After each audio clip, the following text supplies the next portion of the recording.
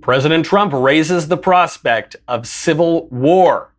The questions of slavery and states' rights caused the first civil war. Will Joe Biden's son's degenerate business dealings in Ukraine cause a second one? We will examine the likelihood of Civil War II, electric boogaloo. Then, a puberty-blocking drug used in transgender treatment has killed 6,000 children. Nothing to see here, folks. And New York City outlaws the phrase illegal alien. They don't outlaw illegal aliens. They welcome illegal aliens. They just outlaw clear language. We'll get to all that and more. I'm Michael Knowles, and this is The Michael Knowles Show.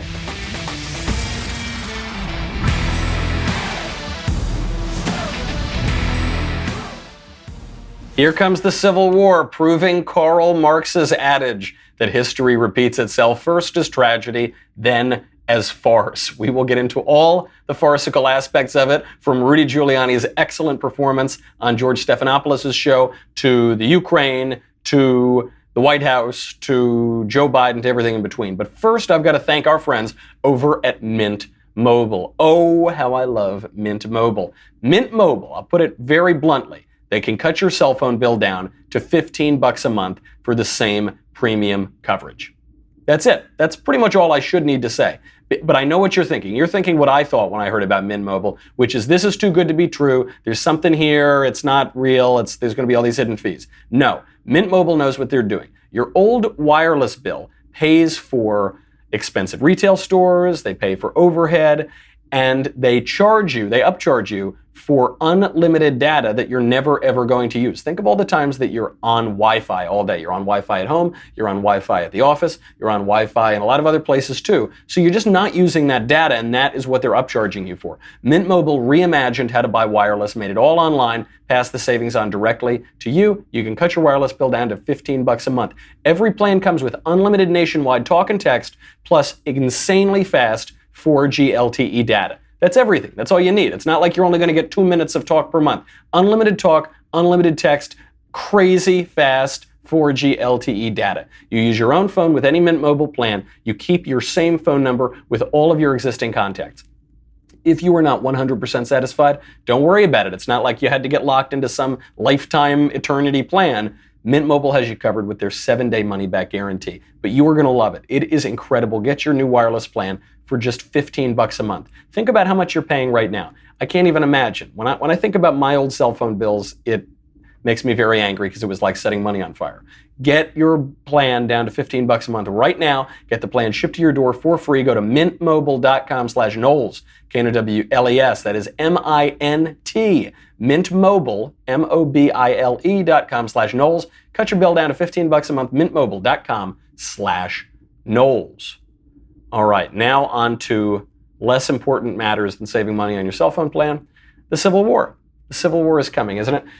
Why are we talking about the Civil War? The proximate cause is President Trump on Twitter, it's always on Twitter, quoted a Southern Baptist pastor named Robert Jeffress, who said, quote, if the Democrats, this is quoting both the pastor and President Trump's tweet, if the Democrats are successful in removing the president from office, which they will never be, it will cause a civil war like fracture in this nation from which our country will never heal. A civil war like fracture. Trump didn't put the hyphen in there. Okay, that's fine. Pastor Robert Jeffress said it on Fox News. The left lost their mind over this tweet. They lose, I don't know, how do you lose your mind if you don't have your mind anymore? They've lost their mind 1,000 times. It's not their mind anymore and they don't have it. But they really got upset about this. President Trump didn't say we're headed for civil war. Robert Jeffress didn't say that we're headed towards civil war. I'm beginning to wonder if leftists in this country are not just misguided, but illiterate too. In fact, I know they're illiterate. The way that they pervert language, the way that they call men women and women men and say that some people don't have any gender and use they, which is the plural pronoun, to refer to singular people. And now in New York City, you can't even say the phrase illegal alien without incurring a criminal fine. So yeah, I guess they are illiterate, never mind. Let's look at what they actually said, Jeffress and Trump. In the tweet, they say, it will cause a civil war-like fracture in this nation, on and on.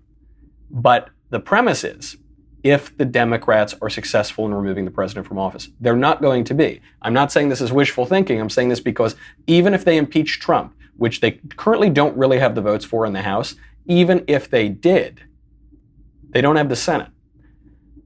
So they're probably not even going to take it up for a vote on whether or not to convict Trump if the House impeaches. Even if they did take it up for a vote, even if there was not one Republican in the Senate, even if the Senate was all Democrats, according to a Morning Consult poll from last week, not even 2/3 of Democrats in this country support impeachment.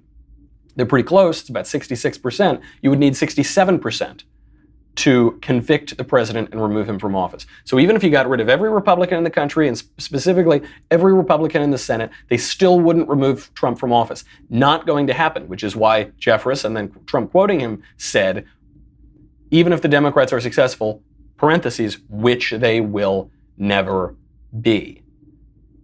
Nevertheless, Democrats very upset about this, and both the pastor and Trump bring up a question worth talking about.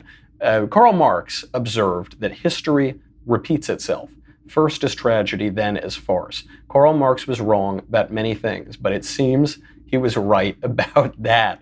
There are some parallels between the Civil War and what we're looking at now. What are those parallels? What caused the Civil War, the actual first Civil War in 1860? Most importantly was the moral question of slavery. Americans were divided over the question of slavery. This was a profound moral question. The founders of this country were debating it in the late 19th century. When we wrote the Declaration of Independence, the first draft, one of the grievances that we were complaining about to King George was about this awful institution of slavery that the English foisted upon the incipient United States, the growing United States. So the question of slavery was there from the very beginning of the country, and then that was largely the cause of the war. After that was the constitutional question about the relative roles of the federal government and the states. Can the states secede if they want to?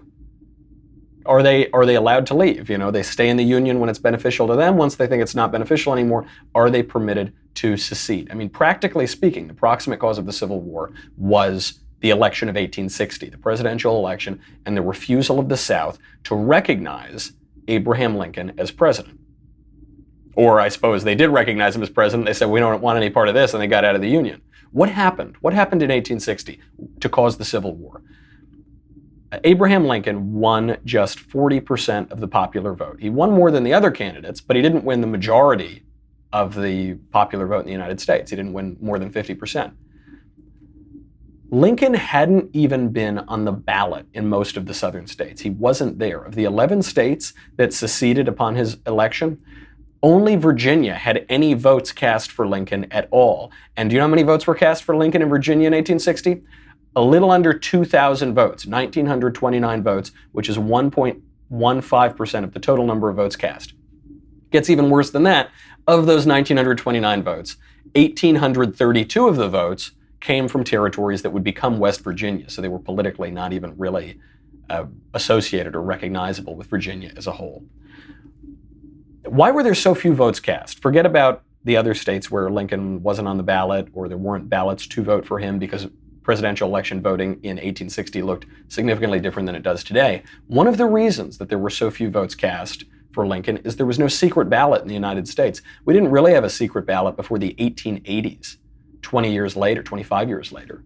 So that was one reason why you saw a little more homogeneity with the votes is you had a public ballot. So if you cast your vote for Lincoln, you would certainly be socially ostracized, if not worse. So you actually can understand the argument of the South to secede. If you put slavery aside, don't even consider that for a second. Just look at the practical matter with regard to the federal government and the local governments.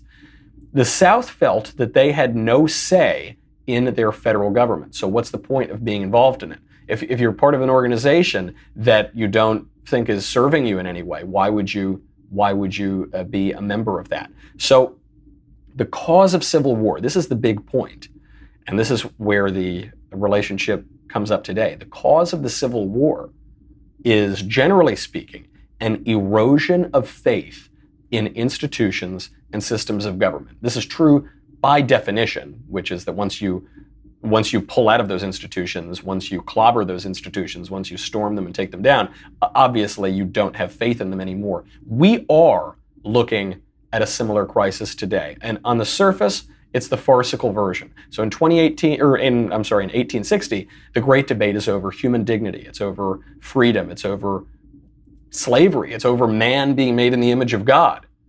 Now, in 2019, the great debate is how much Joe Biden helped get his crackhead son a no-show job in Ukraine. These are not exactly the same weightiness to those questions, but there is an institutional question. We'll get to that in a second. We'll get to the prospect of civil war. First, I've got to thank our friends over at Ashford University. I'm so glad to welcome this new sponsor. Ashford University is providing huge opportunities for people and a huge opportunity to take a step forward in your career with an MBA without having to totally stop your life, put your life on hold while you do it. If you've been feeling stuck, I know a lot of people who feel this way.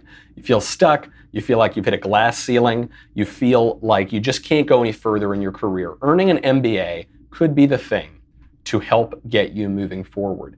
And I'm here to tell you that earning your MBA is easier than ever thanks to Ashford University. You know, we have talked a lot on this show about how the educational establishment has been rotted out, hollowed out from within, and it is causing too much trouble for people. It's not offering the same value. It's not offering to give you the personalized kind of education you need for over a century.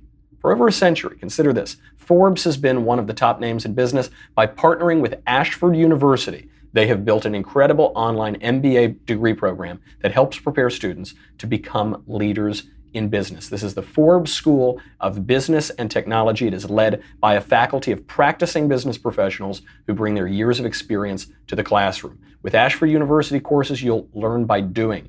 There are courses led by industry experts. They use interactive business simulations and innovative strategies such as gamification, which I love in education. I use a lot in my own, and to enhance your learning experience. Ashford University's online MBA allows you to learn at your own pace. 6-week courses allow you to take one course at a time. This is fully accredited by the WASC Senior College and University Commission. If you want to make a change, if you want to pursue your ambitions, if you want to pursue not only your passions, but your career, build your life, do it on your terms, Ashford University can be a great way to do it. You can achieve your master's degree while balancing work and home life. Start earning your master's today. Enroll now by going to ashford.edu/Knowles, Knowles, ashford.edu/Knowles, Knowles, to start your master's degree today. ashford.edu/Knowles. Really terrific opportunity. Okay, so in 1860, you've got this debate over human dignity and the nature of man. In 2019, you've got this question over whether Joe Biden's degenerate son, who squandered his family's money on prostitutes and drugs and got mugged while he was buying crack in downtown LA, whether he should be able to keep his grifter board member job on a Ukrainian energy company. Not exactly the same thing, but the institutional question is, has the bureaucracy become so entrenched that they can overturn a U.S. presidential election? Has the federal government taken so much power that it doesn't matter who you and I elect president? Doesn't matter who the people want to be president. Doesn't matter who the people through our constitutional systems want to elect. The bureaucracy is going to tell you yes or no. Because there is a real parallel there. In 1860, the South felt that they had no say in their federal government anymore. If the American people are going to be disfranchised by a growing bureaucracy, our benevolent betters who know how to run our lives better than we know how to run them ourselves, just ask them, then you are going to see some civil strife. What did we learn? We have just learned that between last May of 2018, and August of 2019, keep that last date in mind, the intelligence community secretly got rid of a requirement that whistleblowers provide direct firsthand knowledge of alleged wrongdoings. Why does this matter? Because this whole impeachment inquiry was spurred by a whistleblower complaint. But what's so strange about that whistleblower complaint, and we'll get into that in a second, is the whistleblower doesn't know anything about what President Trump did or didn't do in Ukraine, said or didn't say to the Ukrainian president on the telephone. He just heard about it from a few people, and then he sent it over, and there was an investigation, and Trump was cleared of violations from the DOJ, but it was all based on hearsay. It was all second or third hand. Now, under the old rules, you weren't allowed to file a complaint just based on hearsay. So what changed? Well, coincidentally, shortly before this whistleblower filed his complaint, the intelligence community changed the rules. And that's what a coincidence. What are the odds that the intelligence community would do that at the very time. You know, the intelligence community, which tried to overturn the 2016 election, which was against Trump from the very beginning. I don't want to disparage the whole IC. There's some great people in the intelligence community, but there's some really bad actors out there who were really upset that Trump got elected, and they decided to grossly abuse their power and try to overturn the decision of the people. Lindsey Graham, Senator Lindsey Graham, Lindsey Grambo, we call him, Graham 2.0, ever since he became this real bold face of conservatism. He brought this question up on Face the Nation, and he made the only conclusion you can draw, which is something about this whistleblower complaint stinks. Every American deserves to confront their accuser. So this is a sham as far as I'm concerned. I want to know who told the whistleblower about the phone call. I want to know why they changed the rules about whistleblowers. Not the hearsay rule was changed just a short period of time before the complaint was filed. The complaint sounds like a legal document. Who helped this guy write it or this girl write it? We're not going to try the President of the United States based on hearsay. Every American has the right to confront their accuser. Of course, every American has the right to confront their accuser. We're not going to throw a president out of office because some random guy in the CIA or any other intelligence agency decides that he doesn't like Trump and he's going to write up this complaint. There's a lot that's weird about the complaint. But Lindsey Graham has been very good about talking about this on TV, about distilling this down to its basics. The other one who's been really great is Rudy Giuliani. And I know that Rudy gets a lot of flack because sometimes he oversteps or he misstates things or he says things on TV that he shouldn't have. On this issue, on Ukraine, this is Rudy at his best. He is doing an excellent job here. He's doing an excellent job of shutting down all of the objections from the mainstream media. Because don't forget, the media are not a neutral body when it comes to Ukraine. The media have been complicit in shutting down this story about Joe Biden's corruption. They've been complicit since 2014. They haven't talked about this. They've been complicit in pushing the Russia hoax. They've been complicit in pushing this impeachment nonsense. And so Rudy Giuliani goes on George Stephanopoulos' show. George Stephanopoulos, he's the head of political news over there at ABC. And people forget, because we have a short political attention span, George Stephanopoulos was Bill Clinton's communications director in the White House on the campaign. This guy was in the war room. He was Bill Clinton's hack and hatchet man. And now that same guy is the head of news for ABC, political news for ABC. Rudy Giuliani goes on there and he makes the first point that we should all ask ourselves. Whenever there's a political scandal, you should ask yourself, if it were the other side doing this, would it bother me as much? What would I say if the shoe were on the other foot? Now, that doesn't mean that you have to treat both sides equally. Both sides are not equal. They're trying to get different things. The two teams are playing for different goals. But you should at least ask yourself so that you have some real political perspective and some intellectual honesty. That's what Rudy Giuliani asked George Stephanopoulos. He says, if the shoe were on the other foot here, and we weren't talking about Joe Biden and Hunter Biden, but Donald Trump and Donald Trump Jr., would you still say there's nothing wrong, there's nothing to see here? Of course, the answer is absolutely not. I also support everything I say with affidavits.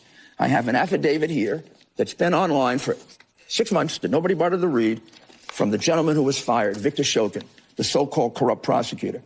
The Biden people say that he wasn't investigating Hunter Biden at the time. He says under oath that he was. But as you know, I know he says that under oath. He must not be, we don't even know him. He must not be telling the truth. We know that Vice President Biden was part of an international effort, was part of a government-wide effort to help push the prosecutor out because the name here was Donald Trump and Donald Trump Jr., and it said that the president of the Ukraine asked me to resign due to pressure from the U.S. presidential administration. The truth is that I was forced out because I was leading a wide-ranging corruption probe into Burisma Holdings and Joe Biden's son. There it is. And by the way, importantly, Rudy Giuliani isn't just using hearsay third hand from some CIA hack who got his pals in the intelligence community to change the rules so he could put a rumor out there to try to get Trump impeached. Rudy is holding a sworn affidavit. Rudy is starting to deal in real evidence, real facts, the real words of the people who were involved here, not just the mainstream media gossip mill and rumor mill. And he's asking, what if the shoe were on the other foot? It is not just conservatives who are raising this prospect. No less a liberal than Bill Maher. Bill Maher hates Donald Trump. Bill Maher said he's hoping for a recession just so that Trump doesn't get reelected. He's got real liberal bona fides. Bill Maher goes out, says exactly the same thing, that if this were not Joe Biden and Hunter Biden, but Donald Trump and Donald Trump Jr., that is all the leftist media, it's all Rachel Maddow and everybody else would be talking about. The more I read about this, no, I don't think he was doing something terrible in Ukraine, but it's just so, why can't politicians tell their kids, get a job? It's too swampy. Get a goddamn job. I mean, this kid was paid $600,000 because his name is Biden by a gas company in Ukraine, this super corrupt country that just had a revolution to get rid of corruption. It just looks bad. It does sound like something Don Jr. would do. And if Don Jr. did it, it would be all Rachel Maddow was talking about. You see, I do like when Bill Maher does this, because Bill Maher still gets his snide left-wing insinuations in there. Says, look, Don Jr. would totally do this. I don't see any reason to conclude that Don Jr. would do something like this. There is no comparison between Don Jr., who has made some missteps in life, sure, so have we all, and Hunter Biden, who got discharged from the Navy after a month for testing positive for coke, squandered all his family's money on drugs and hookers, then went to Skid Row in LA and bought crack and had a gun pulled on him, then drunk drove to Arizona, where he would have been arrested for possession of a crack pipe and drunk driving, except the cops declined to pursue charges, and then grifted $600K a year by trading on his father's name in the Ukraine, and got $1.5 billion in loans from the Chinese government, also trading on his father's name. No comparison, okay? But Bill Maher will get his snide insinuation in and then say, if it were Don Jr., it's all Rachel Maddow would be talking about. And of course, that's true. This is why I want to talk about this shoe on the other foot, calling balls and strikes. If Trump does it, you got to call him out the same way that you would call out a Democrat. I'm more than willing to criticize things that President Trump says and criticize things that President Trump does. I'm at the same time willing to support him politically, even while I criticize him for those things. Why? Why will some conservatives defend President Trump when he does things that are objectively objectionable? They will defend him in those cases if what he is doing is contextually defensible. Those are slightly complicated terms, and it's a little bit of a nuanced point. So what do I mean? President Trump goes out and he talks about civil war. I think it's bad to do that. I don't like that he does that. I don't want other people to go out there and talk about civil war. Certainly don't want the President of the United States to do that. What he is doing when he says that is objectively objectionable. However, he didn't start this fight. He's not the one pushing for civil war. He's not the one clamoring for it. He's not the first one suggesting it. And he's not the second one suggesting it. And he's not the 5,000th person suggesting it. What Trump is doing when he calls for, or when he suggests that we could be on the verge of a civil war, is he's showing the double standard. He's showing the hypocrisy. He's not just talking about this double standard and the hypocrisy. He, by making these statements and showing us the reaction that they get, is actually showing the hypocrisy of the left and the media. And I think that's a great thing. And I hate it when conservatives unilaterally disarm. David French over at National Review, whom I like. I feel like I have to call him David French, whom I like, because sometimes I criticize what he says, particularly his opinions on Donald Trump, but he's a very nice guy, so I want it to be clear that I like him personally. But David French, whom I like, called out President Trump for exactly this reason. He says, it's awful when Trump does this, and we would call him out if he were a Democrat. And here's what French said directly, quote, I know, but let's do this anyway. If a Democratic president had accused a GOP committee chair of treason and approvingly quoted a threat of a second civil war from an unhinged religious leader, then I think we know exactly how Republicans would respond. Okay, that's what he says. See? How you hypocrite Republicans, you hypocrite Trump supporters. The problem with David's point is we don't need to imagine this. We don't need to imagine that the leaders of the Democratic Party called for civil strife and accused Donald Trump of treason. They've been doing it for 3 years. That's the whole point. That's why Trump did it. That's the effect of Trump doing it, is you calling the hypocrisy and us seeing the hypocrisy. President Trump is not going to unilaterally disarm. He's not going to just go along and allow us to be bullied by the left in this way. It happened. You switch a couple roles, obviously, because Trump is the president now, but it did happen. For 3 years, the left and the mainstream media have called Trump a traitor, explicitly. They're still doing it today. Just last week, Bill Weld, who's a liberal Republican running against Trump in the 2020 Republican primary, called Trump a traitor and said he should be publicly executed. When he did that, he was cheered on by portions of the mainstream media and the left. When the ones who didn't want to cheer him on stayed silent, they were complicit. And the Democratic establishment was complicit in that. So Trump comes right back, throws it right back, and calls Adam Schiff a traitor to his country. What happens? Was he cheered on by the left and the same people who cheered on the calls that he was a traitor? No. There was outrage from the mainstream media, outrage from the left, outrage from the anti-Trump right. They're not playing by the same rules. And President Trump has this unique ability to draw the hypocrisy out of his opponents because he's a showman and he's putting on a show. And that's what Twitter is all about. Twitter is about performance. TV is about performance. What he is showing us is the hypocrisy. So keeping the hypocrisy in mind, then we have to ask the central question here, because that's what impeachment is all about, what the question of the Civil War is all about. Where's the corruption? Where's the crime? Rudy Giuliani on those shows gets to the heart of the matter. Who was corrupt here? Joe Biden says it was the old prosecutor in Ukraine who was corrupt, and that Joe Biden demanded that that prosecutor be replaced by someone else because he really cares about Ukrainian domestic criminal justice or something like that, right? I guess this is where the Joe Biden defense falls apart. He says that old prosecutor, he was the corrupt one, and the one that I threatened to withhold American aid to the tune of $1 billion if they didn't replace him, the one that I picked, he was the good one, and that's why we got to withhold that aid, and it was so important, and he had to do it fast. What does Joe Biden care? This is unprecedented, that a vice president would have the ability to approve or disapprove of the prosecutor in some foreign country. He just really cares about fighting corruption in Kiev? I don't think so. Something tells me there's something else going on. The Trump story, the story that conservatives are a little more inclined to believe, is that Joe Biden forced Ukraine to ditch that old prosecutor because that old prosecutor was looking a little too closely into Joe Biden and his son. Now, it's not just hearsay. It's not like we just have to rely on our own fantasies and our own imaginings and third-string gossip from the CIA. We have a sworn affidavit from the old prosecutor saying exactly that. Now, look, he could be lying. All right, that's what investigations are for. But Rudy Giuliani goes on and provides even more evidence. That was done as a matter of record in October of 2016, after the guy got tanked.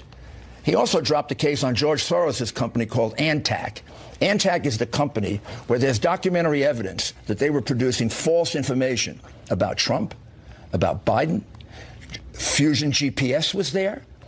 Go back and listen to Nellie Orr's testimony. Nellie Orr says that there was a lot of contact between Democrats and the Ukraine. Well, I have all the contacts. And John, when the rest of this comes out, and we look at China and the $1.5 billion that the Biden family took out of China while that guy was negotiating for us, this will be a lot bigger than Spiro Agnew. They have fallen into a trap.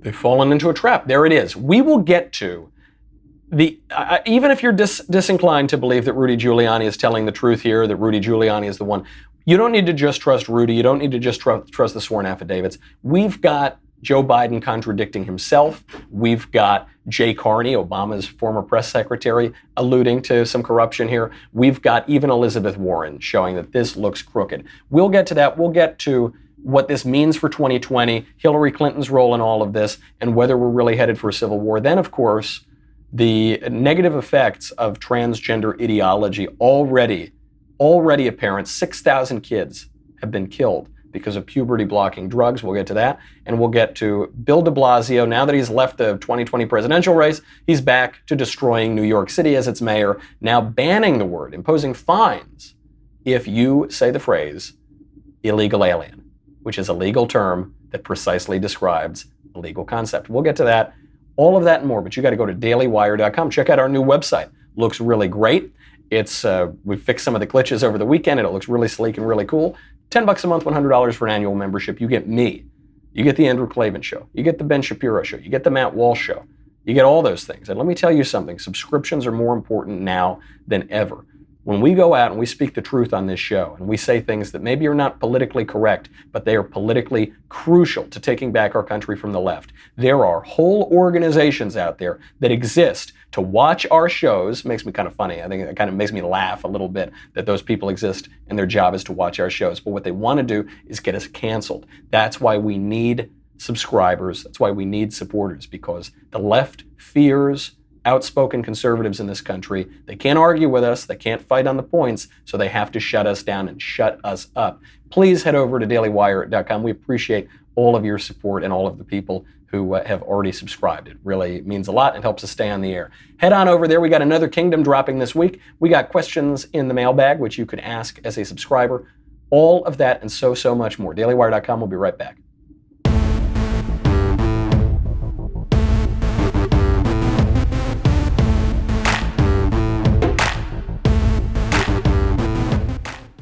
So on the actual point, who was corrupt? Is this impeachment inquiry against Trump legitimate? We know that there was corruption on the part of the Bidens in the Ukraine. We got the affidavits, we got the testimony, we've got Joe Biden contradicting himself and lying about it in public. Joe Biden was talking to I think it was Peter Doocy the other day on Fox News. I actually coincidentally was on Fox News while this was happening, so we saw it in real time, gave our instant reaction. I immediately knew what he was saying was a lie, and it has since been proven that he was a lie. Doocy asks Joe Biden, have you ever talked to your son about his overseas business dealings? Joe Biden says, no way, no how. Mr. Vice President, how many times have you ever spoken to your son about his overseas business dealings? I've never spoken to my son about his overseas business dealings. That's a lie. We knew it was a lie at the time, now we can prove it. Hunter Biden himself contradicted this. He told the New Yorker back in July that he did speak to his father about Burisma, and his father said, quote, I hope you know what you're doing. Now, because he's a Biden, he didn't know what he was doing, and he walked into that trap, and Joe Biden's lying about it. What's he lying? What's he trying to cover up? We know it's crooked. John Karl of ABC News, at least one journalist out there, asked the White House press secretary, Jay Carney, about this in 2014. This is Obama's spokesman. When he asked about the Biden issue in the Ukraine, the White House spokesman didn't leap to Joe Biden's defense, didn't say there's nothing going on. He distanced himself, he stammered, and he referred it to the vice president's office. Here he is. Hunter Biden has now taken a position with the largest oil and gas holding company in Ukraine. Is there any concern about at least the appearance of a conflict there? See the vice president. I would refer you to the vice president's office. I saw those reports. Hunter Biden and other members of the Biden family are obviously private citizens, and where they work does not reflect an endorsement by the administration or by the vice president or president. But I would refer you to the vice president's office. Oh, that's pretty bad. Jay Carney is usually pretty slick, and even he couldn't muster anything here. He started to almost defend Hunter Biden. What he was about to start saying, you could hear it, is Hunter Biden is a private citizen. Now, what the expected conclusion of that is, and therefore the jobs that are held by private citizens are of no business of yours. They have nothing to do with politics, and stop asking about them. He didn't say that. What he ended up doing was trying to protect the White House, actually. So he said, Hunter Biden is a private citizen, and so whatever job he has does not reflect an endorsement by the president. We had nothing to do with it. Don't blame us. Even Elizabeth Warren, 2020 presidential candidate, just accidentally admitted that this is corrupt, the Biden dealings in Ukraine, before she realized that she had admitted it was corrupt, and then she tried to walk it back. She was asked the question in a hypothetical, is it okay for the vice president's son to get these slick deals out of foreign governments? And she initially says, no, of course not. And then she realizes what it means, and she had to try to walk it back. Too late. For two ethics plans, could you say whether or not under a Warren administration would your vice president's child be allowed to serve on a board of a foreign company? No. Why I not? don't know. I mean, I'd have to go back and look at the details on the plan. Do you think there could be a problem? I have to go back and look. Oh, she's a real Indian giver on that answer, isn't she? Because she gives the obvious answer. She gives the correct answer. which is under a Warren administration, so Warren's in President Warren mode here. She says, would your vice president be permitted to take bribes from foreign governments? And she goes, no, of course not. Absolutely not. And then she realizes what the question means, and the question is, do you think that Joe Biden is a crook for allowing his son to do this? And she's not ready to pounce on Biden. Obviously, she wants to beat Biden for the nomination, but very bad idea for her to do that now. Biden's falling apart. She wants his support, and she doesn't want to be seen as having caused his demise, or even worse, siding with Trump to help facilitate Biden's demise. So she says, no, absolutely not. And then the reporter, good question, says, why not? Why would you not allow your vice president's child to get bribes from a foreign government? She goes, I don't know. What do you mean you don't know? You're pretty quick on that answer. You said no, obviously not. And the obvious reason is because that's corrupt and crooked. But then she says, I don't know, and I got to think about it, and bye, see ya. And then there's a Liz Warren-shaped hole in the wall. A lot of people, including Rudy Giuliani, have uncovered a lot here. So can this stuff be trusted? Can what Rudy Giuliani is saying on television be trusted? Is it serious or not? The best argument that it's serious is that Joe Biden wants to shut up Rudy. Joe Biden wrote letters, his campaign wrote letters to the TV news network saying, quote, "We are writing today with grave concern that you continue to book Rudy Giuliani on your air to spread false, debunked conspiracy theories on behalf of Donald Trump." False. He's got sworn affidavits. Conspiracy theory. What are you talking about? He's got hard evidence on all these shows. They go on. Giving Rudy Giuliani valuable time on your air to push these lies in the first place is a disservice to your audience and a disservice to journalism. So you're telling me that totally uncorroborated hearsay is enough to get the president of the United States kicked out of office, but during an impeachment inquiry, sending the president's lawyer on television with hard facts, with sworn affidavits, with serious investigative work, that is a disservice to journalism. Up is down, black is white, north is south. They go on. While you often fact-check his statements in real time during your discussions, that is no longer enough. Okay, the Biden campaign is going to give their lackeys in the media their marching orders. That's no longer enough, journalists. Do what we say. By giving him your airtime, you're allowing him to introduce increasingly unhinged, unfounded, and desperate lies into the national conversation. It is always the case that when they can't argue with your facts, with your evidence, with your logic, with your arguments, they try to shut you up. They try to get you kicked off television. They try to shut down your show. They try to get you canceled from your Netflix special. They try to get you thrown out of office before the voters have a chance to reelect you. Democrats are talking like they want civil war. They are. That's why Robert Jeffress brought it up on TV. That's why Trump tweeted about it. The RNC put an ad together with a lot of these cases. We're not just talking about loony fringe lefties. We're talking about Maxine Waters, Nancy Pelosi, Hillary Clinton, all fanning the flames in recent years of violence and uprising. When they go low, we kick.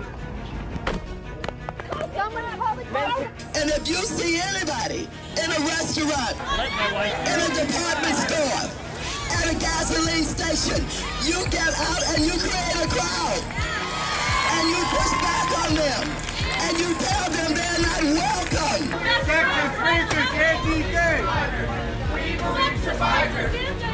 I just don't even know why there aren't uprisings all over the country. Maybe there will be.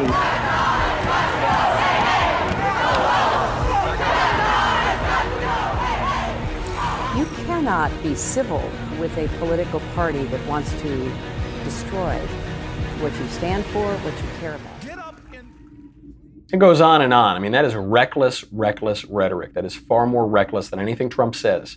You know, you hear him go, oh, the tweets are so terrible. Not at all. What Maxine Waters, Hillary Clinton are saying is far more reckless, far more damaging to public discourse in the country. Hillary Clinton just went on television, and she lost the election in 2016, and she is calling the current president of the United States illegitimate. I believe he knows he's an illegitimate president. He knows that there were a bunch of different reasons why the election turned out the way it did. And I take responsibility for those parts of it that I should. But Jane, it was like applying for a job and getting 66 million letters of recommendation and losing to a corrupt human tornado. And so I know that he knows that this wasn't on the level. I don't know that we'll ever know everything that happened, but clearly we know a lot and are learning more every day, and history will probably sort it all out. We'll never know. We'll never know. It was the Macedonians. It was James Comey. It was, I'm the president. I'm really the president. She was wandering around Chappaqua in a straitjacket. Hillary, come back. Come back. You forgot your medicine, Hillary. Say what you will about Mitt Romney. He didn't call Barack Obama an illegitimate president. John Kerry even didn't call Bush an illegitimate president. Bob Dole didn't call Clinton an illegitimate president. Bush 1 didn't call Clinton an illegitimate president. But recently, you've seen this increasing. Al Gore more or less suggested that George W. Bush was illegitimate. Hillary is outright saying it. That's the sort of talk that leads to civil war. You know, there's a video going around of Antifa. It's actually a video from Canada, but Canada's just America's hat, so, you know, it's pretty much the same thing. And it echoes scenes that we've seen from Antifa in the United States, especially in Portland, but all over the country. It's Antifa physically threatening a little old couple trying to cross the street. Here they are. Stop! Off our streets! Nazis, stop! Off our streets! Nazis, stop! Off our streets! Nazis, stop! Off our streets! Nazis, stop! Off our streets!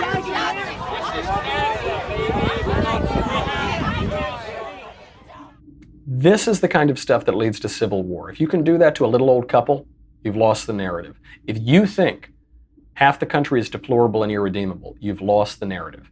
If you are willing to question the legitimacy of the President of the United States or a Supreme Court justice like Brett Kavanaugh or anybody else, you have lost the narrative. You are seriously diminishing faith in our institutions, especially if you were former senator, former secretary of state, former Democratic nominee for president like Hillary Clinton. Unbelievably reckless. I don't think we're headed for civil war. But if we are, it's because the left has whipped itself up into a frenzy. And if we are, then I guess the proximate cause of it will be this stupid nonsense about Hunter Biden being a crook in Ukraine and Joe Biden being a crook. But there are great moral questions here. We can't just write this off as some totally frivolous, farcical nonsense. There are serious moral questions. A central question would be abortion. You've got half the country, they're digging in their heels. Half the country says we need to be able to kill babies as a federal right and you need to pay for it. Half the country understands the reality, which is that it's bad to kill babies. Okay, that's a central question. That is certainly as big a question as slavery was in 1860. A lot of the questions we're talking about are about the relationship of local communities to the federal government. So there was a little bit of a truce, at least, on the abortion question because local communities could have their own abortion laws. Different states could have their own abortion laws. Roe versus Wade ended that, and the left has been digging their heels in ever since.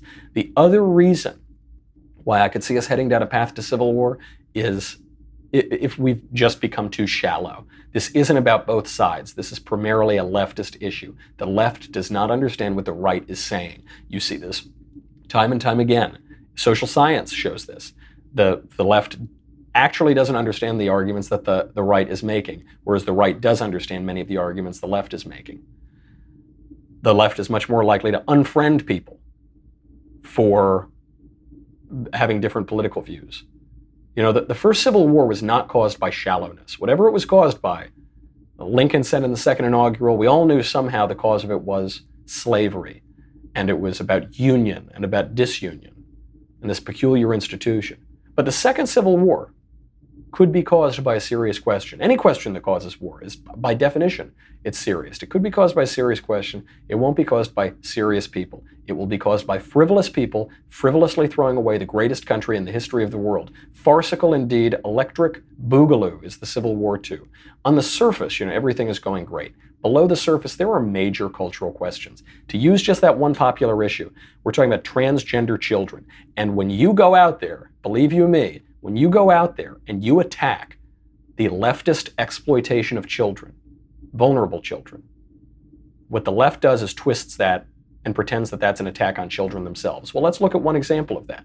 We are now told if you do not want to shoot little kids full of hormones and block them from going through puberty, that you are hateful, you're bigoted, you're transphobic, you're hurting these children. You're responsible for their suicide rates. Well, let's look at just one of those drugs. Puberty-blocking drug, leuprolide acetate, which goes by Lupron, is a drug to block puberty in children.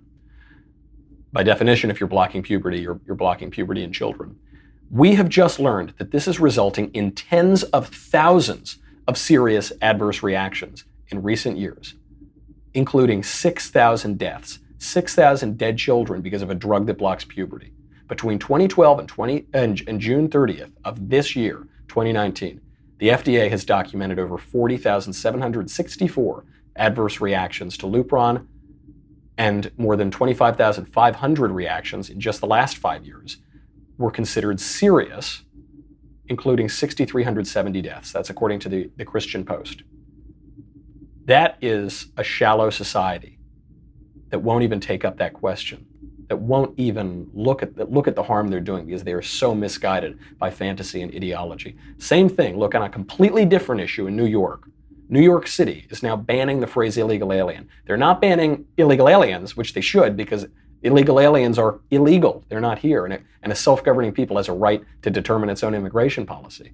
They're now banning the phrase illegal alien. If you use the phrase illegal alien, you could be fined up to $250,000 per offense. This is according to the City Hall's Commission on Human Rights. This is what they write. This is from the memo. Alien, used in many laws to refer to a non-citizen person, is a term that may carry negative connotations and dehumanize immigrants, marking them as other. They are other. They're not American citizens. That's the purpose of language, is to distinguish between different concepts and different ideas and different people. Obviously, if they were American citizens, there wouldn't be the term illegal alien because they wouldn't be other. If you use a different term to refer to people, it's other. If you use the term they want, non-citizen person, you are othering them as well. Why? Because they are other.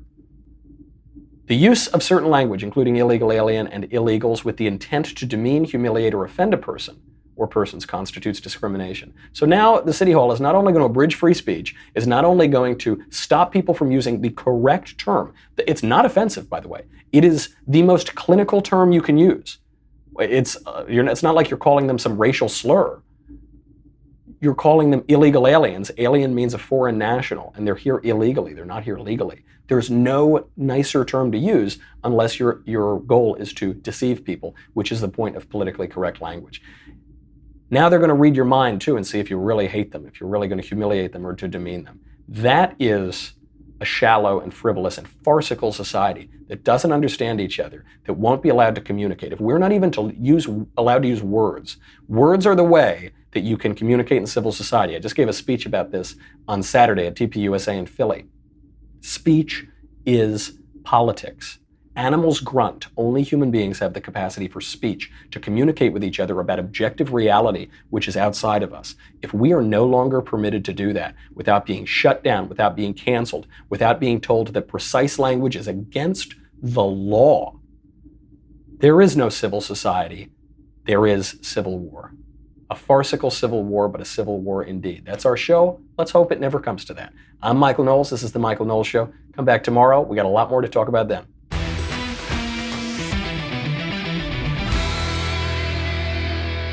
The Michael Knowles Show is produced by Rebecca Dobkowitz and directed by Mike Joyner. Executive producer, Jeremy Boring. Senior producer, Jonathan Hay. Our supervising producer is Mathis Glover. And our technical producer is Austin Stevens. Assistant director, Pavel Wydowski. Edited by Danny D'Amico. Audio is mixed by Mike Coromina. Hair and makeup is by Jesua Olvera. And our production assistant is Nick Sheehan. The Michael Knowles Show is a Daily Wire production. Copyright Daily Wire 2019.